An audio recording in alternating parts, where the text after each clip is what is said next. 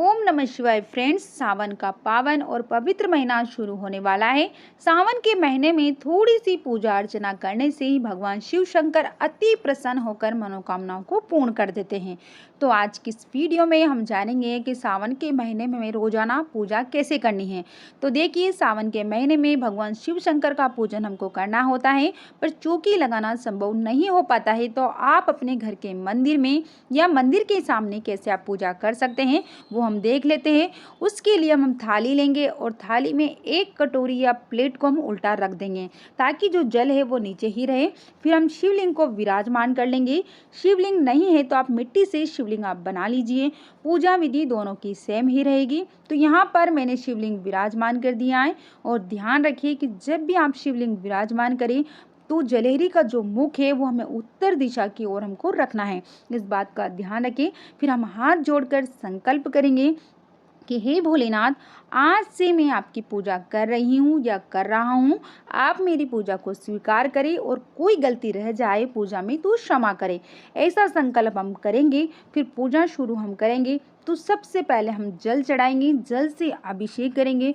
उसके बाद कच्चा दूध हम चढ़ाएंगे, दूध से हमको अभिषेक करना है। फिर हम जल चढ़ाएंगे। इस तरीके से हमें भगवान शिव शंकर का 3 बार हमको अभिषेक करना होता है। फिर हम देशी घी का दिया हम जला देंगे। स्नान हमने करा दिया है। फिर वस्त्र के रूप में कलावा हम समर्पित कर देंगे। और उसके बाद हम भगवान शिव शंकर को चंदन से तिलक लगाएंगे और तिलक के ऊपर हम अक्षत समर्पित कर देंगे। साथ ही भगवान भोलेनाथ को पुष्प समर्पित करेंगे। तो जो भी पुष्प आपके पास हो, आक के, धतूरा, मदार की फूल, जो भी फूल आपको मिल जाए भगवान शिव शंकर को समर्पित करिए। फिर हम बेल पत्र समर्पित करेंगे क्योंकि भगवान शिव शंकर की पूजा में बेल पत्र का बहुत ही अधिक महत्व होता है। तो आपको पूरे महीने शिवलिंग पर आपको बेल पत्र चढ़ाना है। तो आप चाहें तो आप स्टोर करके फ्रिज में आप रख लीजिए 1 महीने के बेल पत्र, या फिर आपको रोजाना मिल जाए तो आप रोजाना नए बेल पत्र लाकर आप भगवान शिव शंकर को आप समर्पित कर सकते हैं। पर ध्यान रखिए, जो चिकनी वाली साइड है इससे आपको शिवलिंग को स्पर्श कराकर ही आपको बेलपत्र आपको चढ़ाना है। बेलपत्र आप अपनी इच्छा के अनुसार कितना भी बेलपत्र आप चढ़ा दीजिए। फिर हम फूल चढ़ाएंगे, फूल हम चढ़ा देंगे। उसके बाद भोग लगाएंगे।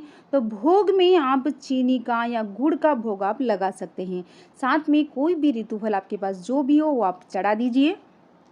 भोग लगाने के बाद हम दक्षिणा हमको जरूर से चढ़ानी है। अगर आप पूरे महीना पूजा कर रहे हैं तो कम या ज़्यादा आप दक्षिणा जरूर से चढ़ाएं।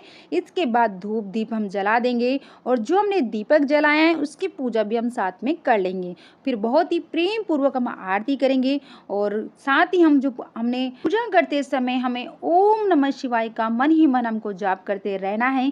इस तरीके से हमें सुबह सुबह हम पूजा कर लेंगे। सावन के पूरे महीने इस तरीके से हमको पूजा करनी हमको होती है। फिर हाथ जोड़कर पूजा में रही कमी की हम क्षमा याचना करेंगे। तो फ्रेंड्स, इस तरीके से बहुत ही सरल तरीके से हम सावन में पूजा कर लेंगे। और पूजा करने के बाद जो हमने भोग प्रसाद चढ़ाया है उसे घर के सभी सदस्य में हम बांट देंगे। और दक्षिणा जो हमने चढ़ाई है, अगर हम पूरे महीने हम पूजा करते हैं तो दक्षिणा को हम एक तरफ रोज रख दीजिएगा। और पूरा महीना होने के बाद इकट्ठी करके हमको जब हम दान करेंगे तो उस समय हम इन दक्षिणा का भी हम दान कर दीजिएगा। और आपने जो फूल बेलपत्र जो चढ़ाए हैं, दीपक शांत होने के बाद हम किसी भी गमले में डाल दीजिएगा। और जो जल चढ़ाया है उसे भी गमले में डाल दीजिए। पर ध्यान रखिए कि तुलसी को छोड़कर किसी भी गमले में आप डाल सकते हैं। और शिवलिंग को यथास्थान घर के मंदिर में विराजमान कर दीजिएगा।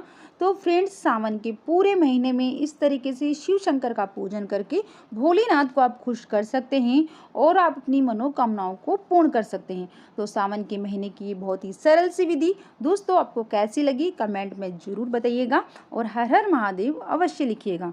Thank you.